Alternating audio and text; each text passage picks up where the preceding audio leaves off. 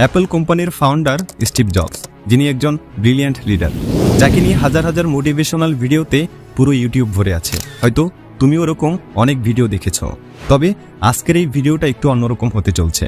আচ্ছা, যদি এরকম হয় যে স্টিভ জবস তার 50 বছরের জীবনে যা যা শিখেছেন তা যদি আমি তোমাকে মাত্র 15 মিনিটে শিখিয়ে দেই, তাহলে বিষয়টা কেমন হবে? উত্তরে হয়তো বলবে, হ্যাঁ ভালোই তো। আসলে আজ সেটাই হতে চলছে।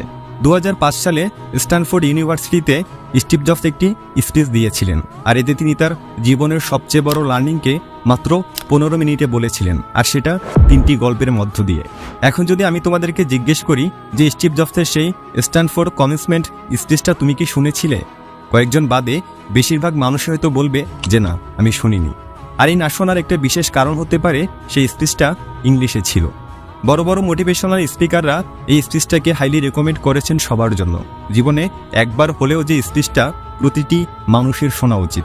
বাট শুধু ল্যাঙ্গুয়েজ ব্যারিয়ারের জন্য ওয়ার্ল্ডের সবচেয়ে সেরা স্পিচটা, পৃথিবীর সেরা অনুপ্রেরণামূলক বক্তব্যটা তুমি শুনতে পারবে না, তা তো হতে পারে না।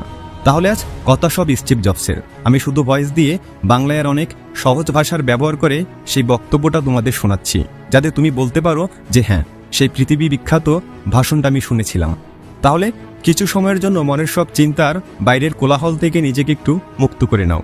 তুমি আজ সেটাই শুনতে চলছো যার মাধ্যমে তোমার পুরো জীবনটা পরিবর্তন হয়ে যেতে পারে। চলো তাহলে শুরু করা যাক। পৃথিবীর অন্যতম শ্রেষ্ঠ বিশ্ববিদ্যালয়ে তোমাদের সমাবর্তন অনুষ্ঠানে আসতে পেরে আমি খুবই সম্মানিত বোধ করছি।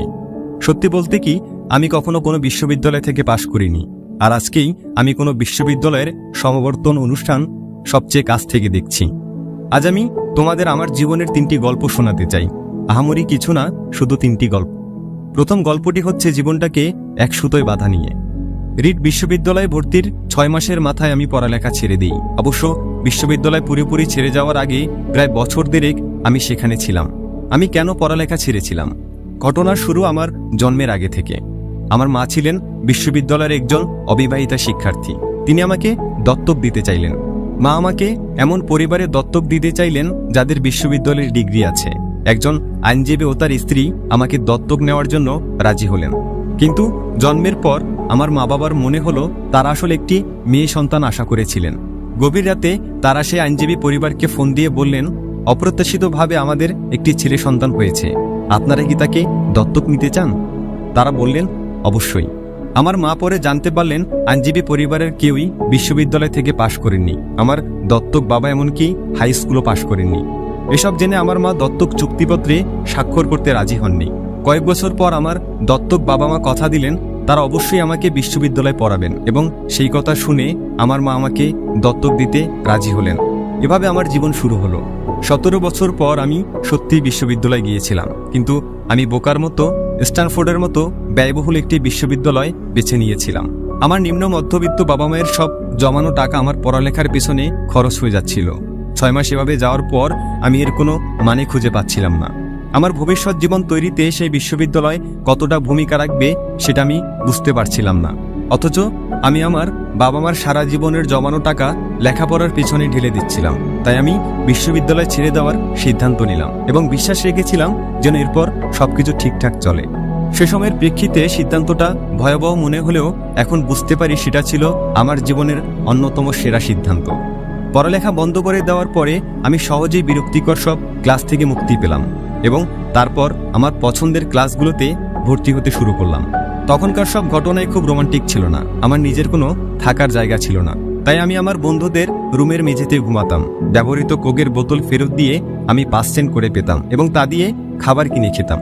সপ্তাহে অন্তত একবার ভালো খেতে প্রতি রবিবার রাতে 7 মাইল হেঁটে শহরের অপর প্রান্তে হরেকৃষ্ণ মন্দিরে যেতাম। আমার ভীষণ ভালো লাগতো। আমার কৌতূহল আর ইনটিউশনের কারণে আমি বেপরোয়া যা কিছুই করেছি পরবর্তীতে তার বেশিরভাগই আমার কাছে মূল্যবান হিসেবে প্রতীয়মান হয়েছে। তোমাদের একটা উদাহরণ দেই। রিড কলেজে সেই সময় সম্ভবত দেশের সেরা ক্যালিগ্রাফি কোর্স হতো। ক্যাম্পাসে সব পোস্টার আর লেবেল আঁকা হতো হাতে করা ক্যালিগ্রাফি দিয়ে। যেহেতু আমি আর বিশ্ববিদ্যালয়ের ছাত্র ছিলাম না, তাই সহজেই ক্যালিগ্রাফি শেখার নতুন একটা কোর্সে ভর্তি হয়ে গেলাম। আমি সেরিফ ও স্যান্স সেরিফ টাইপফেস শিখলাম। বিভিন্ন ফন্টের স্পেস কমানো বাড়ানো সহ চমৎকার টাইপোগ্রাফি তৈরির কৌশল শিখলাম। ব্যাপারটা ছিল দারুণ, ঐতিহাসিক, বিজ্ঞানের বাইরে একটা আর্ট। যা আমাকে ভীষণ আকৃষ্ট করেছিল।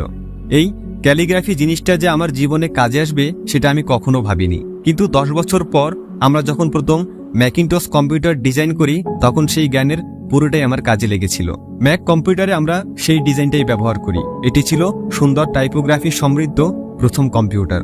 আমি যদি সেই ক্যালিগ্রাফি কোর্সে ভর্তি না হতাম তবে ম্যাক কম্পিউটারে নানান টাইপফেস আর আনুপাতিক দূরত্বের ফন্ট থাকতো না।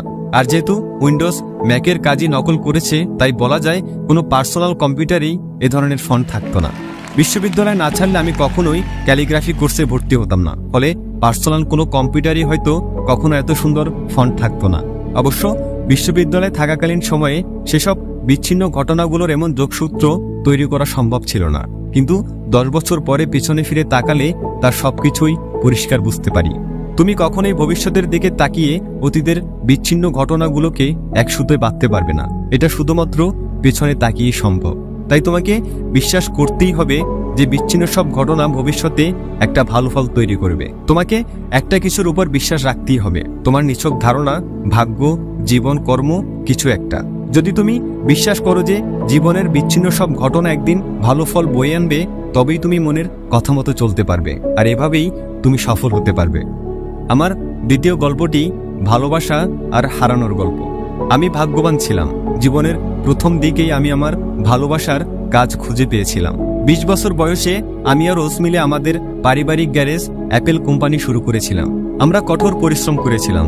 10 বছরের মাথায় গ্যারেজের দুইজনের কোম্পানি থেকে অ্যাপেল 4000 কর্মীর $2 বিলিয়ন কোম্পানিতে পরিণত হয়। আমার বয়স যখন 30, তার কিছুদিন আগে আমরা আমাদের সেরা কম্পিউটার ম্যাকিনটস বাজারে ছাড়ি। আর ঠিক তখনই আমার চাকরিটা চলে যায়। কিভাবে একজন তার নিজের হাতে গড়া কোম্পানি থেকে চাকরি হারাতে পারে? অ্যাপেল যখন বেড়ে উঠেছে তখন আমরা বেশ মেধাবী একজনকে নিয়োগ দিয়েছিলাম। ভাবলাম সে আমাদের সাথে ভালোভাবে কোম্পানিটা এগিয়ে নিবে। প্রথম বছর সবকিছু ভালোভাবেই গেল, কিন্তু ধীরে ধীরে ভবিষ্যৎ পরিকল্পনা নিয়ে তার সাথে আমার চিন্তাভাবনার অমিল দেখা দিতে লাগলো। আমাদের প্রতিষ্ঠানের পরিচালনা বিভাগও তার পক্ষ নিল। অতএব 30 বছর বয়সে আমি আমার কোম্পানি থেকে আউট হয়ে গেলাম। বেশ প্রকাশ্যেই আউট হয়ে গেলাম। আমার তারুণ্যের সব স্বপ্ন এক নিমেষেই হাতছাড়া হয়ে গেল। আমি একদম ভেঙে পড়লাম। পরের কয়েক মাস বুঝতে পারছিলাম না যে আমি কি করব। আমার মনে হচ্ছিল আমি আগের প্রজন্মের উদ্যোক্তাদের মনোবল ভেঙে দিয়েছি। আমার হাতে যে দায়িত্ব দেওয়া হয়েছিল তা আমি পালন করতে পারিনি। আমি ডেভিড প্যাকার্ড এবং বব নয়েসের সাথে দেখা করে আন্তরিকভাবে ক্ষমা চাইলাম। আমার ব্যর্থতার গল্প চারিদিকে ছড়িয়ে পড়ল। আমি ভ্যালি ছেড়ে পালিয়ে যাওয়ার কথাও ভাবলাম, কিন্তু ধীরে ধীরে আমি একটা বিষয় অনুভব করতে লাগলাম। সবকিছুর পরেও আমি আমার আগের সব কাজ ভালোবাসতাম। অ্যাপেলের ঘটনাগুলি সেই সত্যকে এতটুকু বদলাতে পারেনি। আমাকে প্রত্যাখ্যান করা হয়েছে, কিন্তু তারপরেও কাজের প্রতি আমার ভালোবাসা কমেনি। তাই আমি আবার নতুন করে শুরু করার সিদ্ধান্ত নিলাম। তখন বিষয়টা বুঝতে পারিনি, কিন্তু পরে আবিষ্কার করলাম অ্যাপেল থেকে চাকরিচ্যুত হওয়াটা ছিল আমার জীবনের সবচেয়ে ভালো ঘটনা। সফল হওয়ার সব ভার থেকে মুক্ত হয়ে আমি আবার নতুন করে শুরু করলাম নিশ্চয়তাবিহীন নতুন জীবন। এর ফলে আমি আমার জীবনের অন্যতম সৃজনশীল সময়ে যাত্রা করার সুযোগ পেলাম। পরবর্তী 5 বছর আমি নেক্সট নামে একটি কোম্পানি শুরু করি, পিক্সার নামে আরও একটি কোম্পানি শুরু করি এবং প্রেমে পড়ি অসাধারণ এক মেয়ের, যে পরে আমাকে বিয়ে করেছে। পিকচার থেকে আমরা পৃথিবীর প্রথম অ্যানিমেশন ছবি টয় স্টোরি তৈরি করি। পিকচার বর্তমানে পৃথিবীর সবচেয়ে সফল অ্যানিমেশন স্টুডিও। এরপর ঘটে কিছু চমকপ্রদ ঘটনা। অ্যাপেল নেক্সটকে কিনে নেয় এবং আমি অ্যাপলে ফিরে আসি। নেক্সটে আমরা যে প্রযুক্তি তৈরি করি সেটা এখন অ্যাপেলের ব্যবসার সাফল্যের একেবারে কেন্দ্রবিন্দুতে। অন্যদিকে লরেন আর আমি মিলে গড়ে তুলি একটা সুখী পরিবার। আমি নিশ্চিত এগুলোর কিছুই আমার জীবনে ঘটতো না যদি আমাকে অ্যাপল থেকে বের করে দেওয়া না হতো। এটা ছিল আমার জন্য খুব তেতো স্বাদের একটা ওষুধ, কিন্তু আমার মনে হয় রোগীর সেটা দরকারও ছিল। কখনো কখনো জীবন ইট দিয়ে তোমার মাথায় আঘাত করবে, তখন বিশ্বাস হারিও না। আমি নিশ্চিত আমি সামনে এগিয়ে যেতে পেরেছি, কারণ আমি যা করেছি ভালোবেসে করেছি। তোমাকে অবশ্যই তোমার ভালোবাসার কাজটি খুঁজে পেতে হবে, ঠিক যেমন তুমি তোমার ভালোবাসার মানুষকে খুঁজে বেড়াও। তোমার কাজ নিয়ে তুমি তখনই খুশি হবে যখন তুমি তোমার পছন্দের কাজ করবে। তোমার জীবনের বড় একটা অংশ জুড়ে থাকবে তোমার কাজ। তুমি তখনই তোমার পছন্দের কাজ করতে পারবে যখন তুমি তোমার কাজকে ভালোবাসবে। যদি এখনো তোমার ভালোবাসার কাজ খুঁজে না পেয়ে থাকো তাহলে খুঁজতে থাকো, থেমে যেও না। ভালোবাসার কাজটি খুঁজে পেলে তোমার মন তোমাকে ঠিকই তা জানিয়ে দেবে। এটা যে কোনো সম্পর্কের মতোই, যত সময় যাবে ভালোবাসার কাজটি তোমার ততই ভালো লাগবে। অতএব ভালোবাসার কাজটি খুঁজতে থাকো, থেমে যেও না। আমার শেষ গল্পটি মৃত্যু নিয়ে। আমার 17 বছর বয়সে আমি একটা লেখা পড়েছিলাম, তুমি যদি প্রতিটা দিন এইভাবে শুরু করো যে আজই তোমার জীবনের শেষ দিন, তাহলে একদিন নিশ্চিতভাবেই তোমার সেই ভাবনাটা সত্য হবে।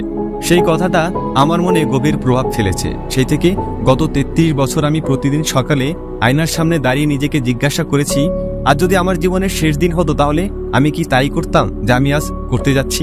পরপর কিছুদিন যদি সেই প্রশ্নের উত্তর না হতো, তবে আমি বুঝে নিতাম আমার পরিকল্পনায় পরিবর্তন আনতে হবে। আমি শীঘ্রই মরে যাব, এই ভাবনাটি জীবনে আমাকে বড় বড় সব সিদ্ধান্ত নিতে সবচেয়ে বেশি সাহায্য করেছে। কারণ সবকিছু, সকল আশা, প্রত্যাশা, গর্ব, ব্যর্থতার ভয় বা লজ্জা সবকিছু মৃত্যুর মুখে ম্লান হয়ে যায়। টিকে থাকে শুধুমাত্র সত্যিকারের গুরুত্বপূর্ণ জিনিসগুলো। আমি জানি কোনো কিছু হারানোর ভয় মন থেকে দূর করার সবচেয়ে ভালো উপায় হচ্ছে এটা মনে করা যে তুমি একদিন মরে যাবে। তুমি আসলে সবকিছু হারিয়েই বসে আছো, তাই তোমার মন যা চায় তা না করার কোনো কারণই থাকতে পারে না। প্রায় বছরখানেক আগে আমার ক্যান্সার ধরা পড়ে। একদিন সকাল 7:30টায় আমার একটা স্ক্যান হয়, তাতে স্পষ্টভাবে আমার প্যানিক্রিয়াসে একটা টিউমার দেখা যায়। আমি তখনও জানতাম না প্যানিক্রিয়াস জিনিসটাই বা কি। ডাক্তাররা আমাকে বলে দিলেন যে এটা এমন একটা ক্যান্সার যার কোনো চিকিৎসা নেই এবং আমি আর বড় জোর 3 থেকে 6 মাস বাঁচব। তারা আমাকে বাসায় ফিরে গিয়ে সবকিছু গুছিয়ে ফেলতে বললেন। সোজা কথায় ডাক্তাররা আমাকে মৃত্যুর জন্য প্রস্তুত হতে বললেন। এর মানে হচ্ছে তুমি তোমার সন্তানদের আগামী 10 বছরে যা যা বলবে বলে ঠিক করেছো তা আগামী কয়েক মাসের মধ্যেই বলে ফেলতে হবে। এর মানে হচ্ছে সবকিছু গোছগাছ করে রাখো যাতে তোমার পরিবারের জন্য ব্যাপারটি যথাসম্ভব কম বেদনাদায়ক হয়। এর মানে হচ্ছে সবার থেকে বিদায় নিয়ে নেওয়া। সেদিন সারাটা দিন আমার ডায়াগনোসিস হলো। সন্ধ্যায় আমার একটা বায়োপসি হলো। তারা আমার গলার ভিতর দিয়ে একটা অ্যান্ডোস্কোপ নামিয়ে দিল। সেটা আমার পেটের ভিতর দিয়ে ইন্টেস্টাইনের ভেতর দিয়ে গিয়ে প্যানিক্রিয়াসের সুই ঢুকিয়ে সেই টিউমার থেকে কিছু কোষ নিয়ে এলো। আমি অজ্ঞান হয়েছিলাম, তাই আমি কিছুই দেখিনি। কিন্তু আমার স্ত্রী পরে আমাকে বলেছিল ডাক্তাররা এন্ডোস্কোপি থেকে পাওয়া কোষগুলি মাইক্রোস্কোপে পরীক্ষা করার পর কান্না শুরু করেছিল। কারণ যে ধরনের প্যানিক্রিয়াটিক ক্যান্সার হয়েছিল সেটা আসলে সার্জারির মাধ্যমে চিকিৎসা সম্ভব। এরপর আমার সার্জারি হলো এবং এখন আমি ভালো আছি। এটাই আমার মৃত্যুর সবচেয়ে কাছাকাছি যাওয়া। আমি আশা করি আরও কয়েক দশকের জন্য আমাকে যেন মৃত্যুর কাছাকাছি আর যেতে না হয়। মৃত্যু আগে আমার কাছে শুধুই ভাবনার পর্যায়ে ছিল, কিন্তু ভয়াবহ সে অভিজ্ঞতার পরে এখন মৃত্যুর সম্পর্কে আগের চেয়ে অনেকটা নিশ্চিতভাবেই কিছু কথা তোমাদের জানাতে পারি।